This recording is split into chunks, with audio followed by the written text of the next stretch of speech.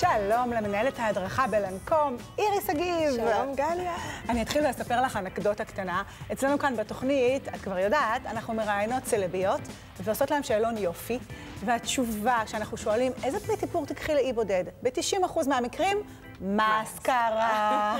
אז היום הגעת כדי להאיר את עינינו בכל מה שקשור לטכנולוגיות חדשות במסקרות. talk to me. ואת המבינה הגדולה בעניין, אני יכולה לשאול אותך, ואני יודעת גם מה תהיה תשובתך. יש איזשהו מראה איפור שאנחנו נורא מתאמצות להשיג שיראה מושלם בלי מסקרה? לא, אין מצב, אני מתעוררת בבוקר, אני כבר עם המסקרה שלי. השכנים שלי לא יראו אותי בלי מסקרה. ובאיפור קבוע אין מסקרה. זה רק מוכיח שזה באמת פריט חובה שאי אפשר לוותר עליו. אפשר מסקרה בלי שום דבר, אבל אי אפשר הכל בלי מסקרה. מסכימה איתך, זו המסגרת של העין. ואיך נעפעף בריסנו? נכון, נכון. אז באמת, מה אנחנו תמיד רואות את המאפרים המובילים, המקצועיים עושים כשהם פותחים מסקרה חדשה? מכופפים. נכון, אז אנחנו הולכות לחופף לבד את חוקי המסקרה. אחותי. ואנחנו הולכות להפוך את זה למה שקשה לכולן. כביכול, מסקרה סופר מקצועית, הופכת את החיים פשוטים גם לנשים שהן צעירות בתחילת דרכן, מתחילות להתאפר עם מסקרה, וגם עבורנו, הנשים היותר מקצועיות שמכירות את הטקס הזה. זאת מסקרה שהיא תכשיט. לגמרי. אני רואה שאת עונדת אותה על הצוואר, אז בואי תסבירי. תראי, קצת, אני נהנית להסתכל על הוורת כך בפנים, כי זה מרמז באמת על זה שהיום המסקרות הן יותר גם טכנולוגיות, אבל גם מאוד מאוד מטפחות.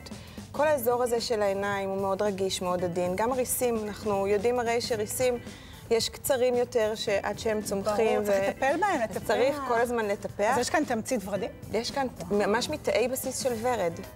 אז מאוד מאוד מושקע, וזה הרמז ככה. אם הייתי יכולה להעיר לך, אז היית רואה ממש אני ממש רואים את זה. מעבר לזה, אני חושבת שנשים גם רוכשות קוסמטיקה, גם בשביל העיצוב. נכון. לא רק להפעף, גם לעשות סוג של שואו-אוף עם ה... חוט קטור. נכון, אביזר. גם לנו יש גאדג'טים. ברור, ברור. אנחנו גם רוצות להשוויץ ליד החברות, וזה... עכשיו, מה שפותר לנו המון בעיות, וזה גם לי, אגב, זה קורה תמיד.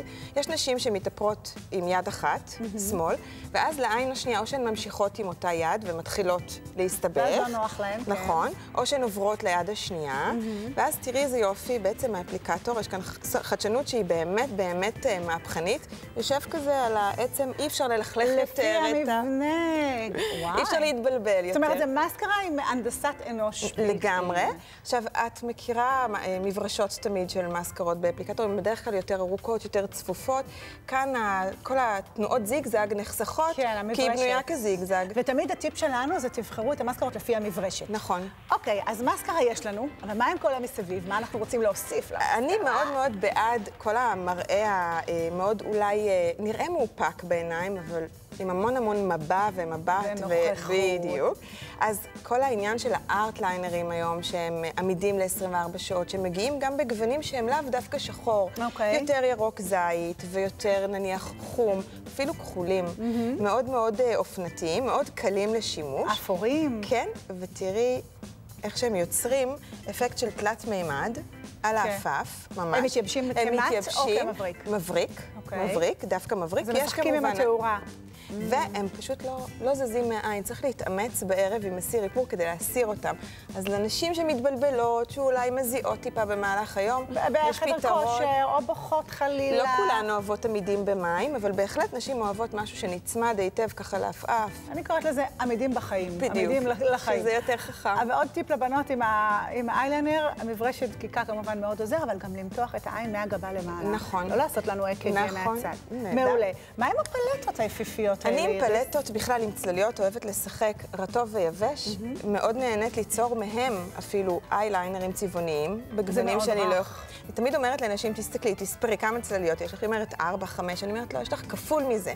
כי כשזה יבש, זה מקבל גוון אחד, אבל כשמרטיבים, זה מקבל גוון אחר, הרבה יותר עמוק. את תמיד יכולה לשחק עם אותו גוון פעמיים. נכון, את מכפילה את מספר הצלליות שלך בבית. אז יש לך מראה שהוא הרבה יותר מיוחד. טוב, איריס, באמת, הארת את האולפן והארת את עינינו,